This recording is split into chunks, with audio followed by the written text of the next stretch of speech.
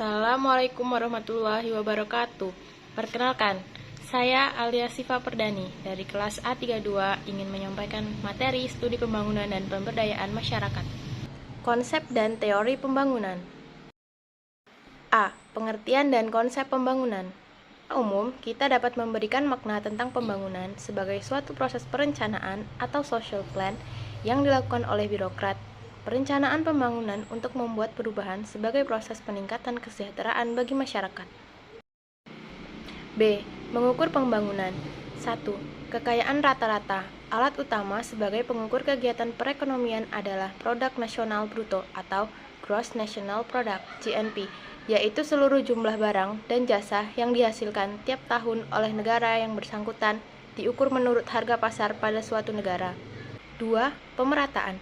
Kesejahteraan pendapatan per kapita, distribusi pendapatan meningkat dan merata, berarti pemerintah berhasil. Jika menurun, meningkat, dan tidak merata, tidak berubah dan tidak merata, berarti pemerintah gagal. 3. Kualitas kehidupan. A. Indeks pembangunan manusia atau Human Development Index. Indeks ini dibuat dengan mengombinasikan 3 komponen. 1. Rata-rata harapan hidup pada saat lahir. 2. Rata-rata pencapaian pendidikan tingkat SD, SMP, dan SMA. 3. Pendapatan per kapita yang dihitung berdasarkan purchasing power parity. B. Kerusakan lingkungan. Di dalam garis-garis besar haluan negara, selanjutnya digariskan pula bahwa penggalian sumber-sumber kekayaan alam harus diusahakan agar tidak merusak tata lingkungan hidup manusia. C. Model-model pembangunan. 1. Beberapa model pembangunan.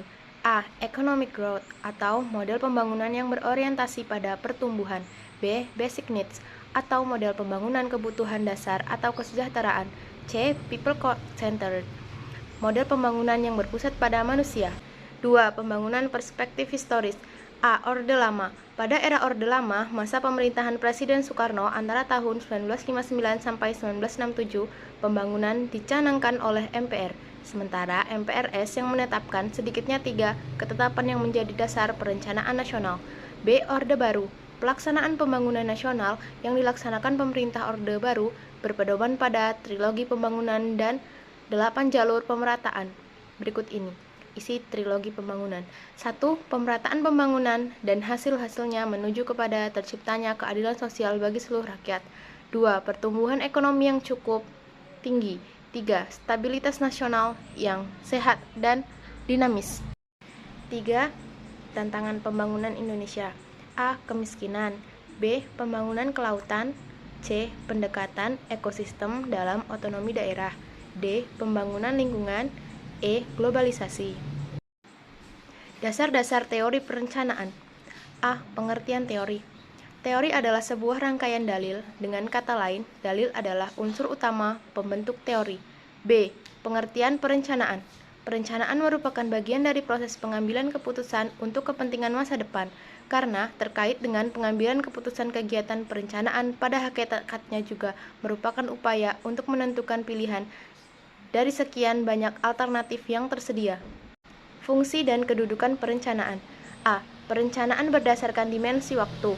Perencanaan jangka panjang, perencanaan jangka menengah, perencanaan jangka pendek. B. Perencanaan berdasarkan dimensi spasial, nasional, regional, tata ruang, dan tata tanah. C. Perencanaan berdasarkan dimensi tingkatan teknis perencanaan. Perencanaan makro, perencanaan mikro, perencanaan sektoral, perencanaan kawasan, perencanaan proyek. D. Perencanaan berdasarkan dimensi jenis, dari atas ke bawah atau top-down planning, dari bawah ke atas atau bottom-up planning, menyerong ke samping, diagonal planning, menyerong ke samping dibuat oleh pejabat sesama dengan pejabat bawah di luar struktur, mendatar, menggelinding, dan gabungan atas ke bawah dan bawah ke atas. Manfaat penting dari sebuah perencanaan. 1. Memungkinkan untuk terpeliharanya persesuaian antara kegiatan internal dengan situasi eksternal. 2. Menciptakan efisiensi pemanfaatan sumber daya organisasi. 3. Memonitor dan mengukur berbagai keberhasilan secara intensif sehingga bisa menemukan dan memperbaiki penyimpangan secara dini. 4. Membantu menyesuaikan diri dengan perubahan lingkungan. 5. Memberikan pegangan dan menetapkan kegiatan-kegiatan yang harus dilakukan untuk mencapai tujuan tersebut. 6. Memudahkan dalam berkoordinasi dengan pihak terkait. Perencanaan sebagai public domain. Prinsip utama kegiatan perencanaan dapat dijelaskan sebagai berikut. Kegiatan perencanaan dan segala hasilnya harus ditetapkan dalam public domain yang memiliki makna, dapat diakses, dimanfaatkan, dan dipertanggungjawabkan kepada publik. Informasi yang dikumpulkan, diolah, dan disajikan harus terjamin kontinuitasnya. Pengelolaan pembangunan bersifat terbuka bagi keterlibatan publik. Kegiatan perencanaan haruslah merupakan kegiatan yang dapat dilakukan oleh berbagai pihak, namun tetap mengutamakan unsur keterpaduan. Pemberdayaan masyarakat. Pemberdayaan masyarakat adalah konsep pembangunan ekonomi yang merangkum nilai-nilai masyarakat untuk membangun paradigma baru dalam pembangunan yang bersifat people-centered, participatory, empowerment, and sustainable. Chamber 1995. Kebijakan pemberdayaan masyarakat. Kebijakan pemerintah tentang pemberdayaan masyarakat secara tegas tertuang dalam GBHN tahun 1999 dari UU nomor 32 tahun 2004 tentang pemerintah daerah. Dalam UU nomor 22 tahun 1999 tentang pemerintahan daerah. Kebijakan pemberdayaan masyarakat merupakan bagian yang tidak terpisahkan dari kebijakan otonomi daerah. Dalam rangka mengemban tugas dalam bidang pemberdayaan masyarakat, Badan Pemberdayaan menetapkan visi misi kebijakan strategi dari program pemberdayaan masyarakat. Dalam UU nomor 25 tahun 2000 tentang Program Pembangunan Nasional atau Propenas tahun 2000 sampai 2004 dan Program Pembangunan Daerah Bapeda. Visi pemberdayaan masyarakat adalah meningkatkan kemandirian masyarakat. Misi pemberdayaan masyarakat adalah mengembangkan kemampuan dan kemandirian, dan secara bertahap masyarakat mampu membangun diri dan lingkungannya secara mandiri. Kemandirian dalam konsep pemberdayaan masyarakat yang dimaksud adalah tingkat kemajuan yang harus dicapai sehingga masyarakat dapat membangun dan memelihara kelangsungan hidupnya berdasarkan kekuatannya sendiri secara berkelanjutan. Artinya, untuk membangun bangsa yang mandiri dibutuhkan perekonomian yang mapan. Pembangunan dan pertumbuhan ekonomi. Perhatian utama dalam paradigma pembangunan manusia atau people-centered development adalah 1. Pelayanan sosial, 2. Pembelajaran sosial, 3. Pemberdayaan, 4. Kemampuan, 5. Kelembagaan.